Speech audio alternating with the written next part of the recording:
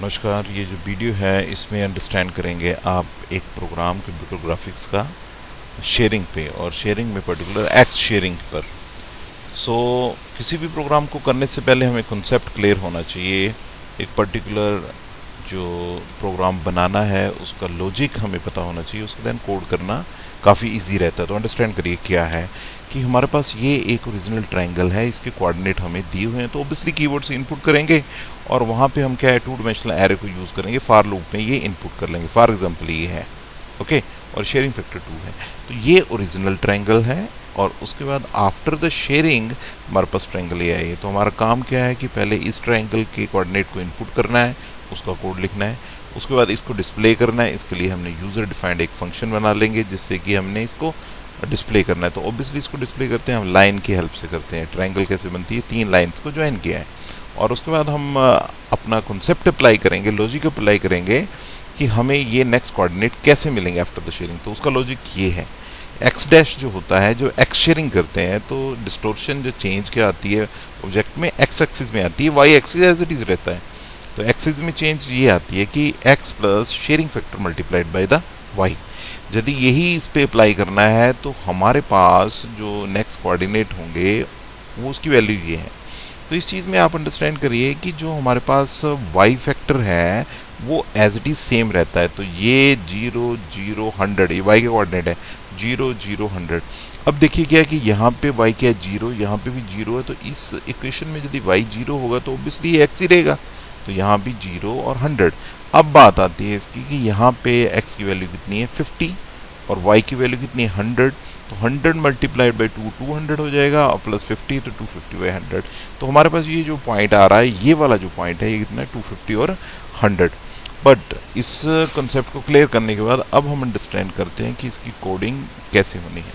तो कोडिंग में देखिए क्या है, इसको पहले रन कर लेते हैं हम प्रोग्राम को रन करने के बाद हम अंडरस्टैंड करते हैं क्या है कि इसके कोऑर्डिनेट 0 0, दूसरे कोऑर्डिनेट जो है इनपुट किए हैं वो है 100 एंड 0। इसमें इनपुट जो हो रही है मैं पर्टिकुलर वैल्यू दे रहा हूँ, स्पेस दे रहा हूँ, उसके बाद नेक्स्ट वैल्यू। तो जो फर्स्ट वैल्यू वो फर्स्ट वेरिएबल में चली जाएगी, दूसरी वैल्यू दूसरे वेरिएबल में चली जाएगी। और तीसरा जो कोऑर्डिनेट है वो कितना है हमारे पास 50 और 100। और हमारे पास स्केलिंग फैक्टर 2 है। इसकी आउटपुट क्या है, अब एंटर करते हैं तो इसकी आउटपुट जो हमारे पास आ रही है वो क्या है,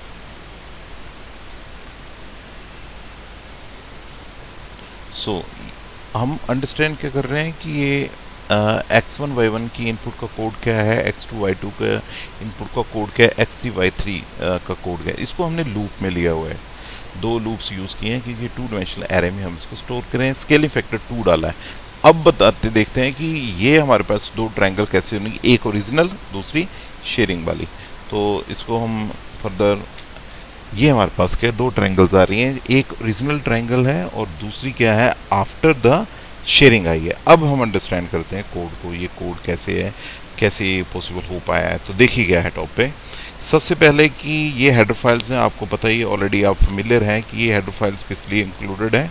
ये हेडर फाइल्स stdio जो हेडर फाइल है ये स्कैनफ प्रिंटफ के लिए, कोनियो, फिर ग्राफिक्स .h ऐसी हेडर फाइल है। जो .h का यूज़ है नहीं है यहाँ पे, कि डिले के लिए यूज़ होता है, इसको मैं हटा देता हूँ।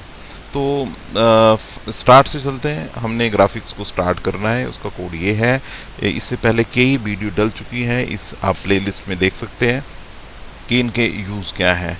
ये एक पर्टिकुलर पाथ होता है जो भी आपने कंपाइलर इंस्टॉल किया उसके लिए। अब देखो यहाँ पे मैंने 2 डायमेंशनल एरे 3/2 का एक डिक्लेयर किया है, एक स्केलिंग फैक्टर के लिए SX किया है। ये जो कोड है, ये कोड हमारे पास क्या है, इनपुट के लिए है कि जो हम कीबोर्ड से इनपुट कर रहे हैं, ट्रायंगल की इनपुट कर रहे हैं।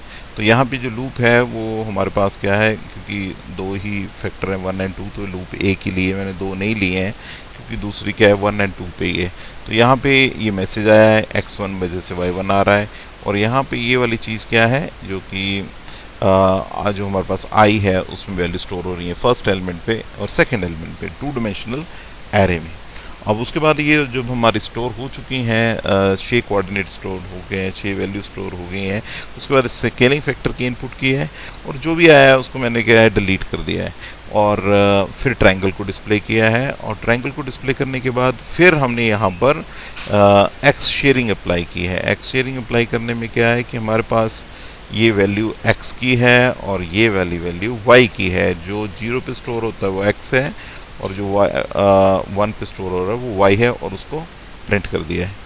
ओके, सो हमारे पास ये था शेयरिंग का, जिसमें कि हमने डिस्प्ले किया है। यहाँ पे देखिए कि ये वाली जो लाइन है इसकी ज़रूरत नहीं है, क्योंकि सिंगल स्टेटमेंट है।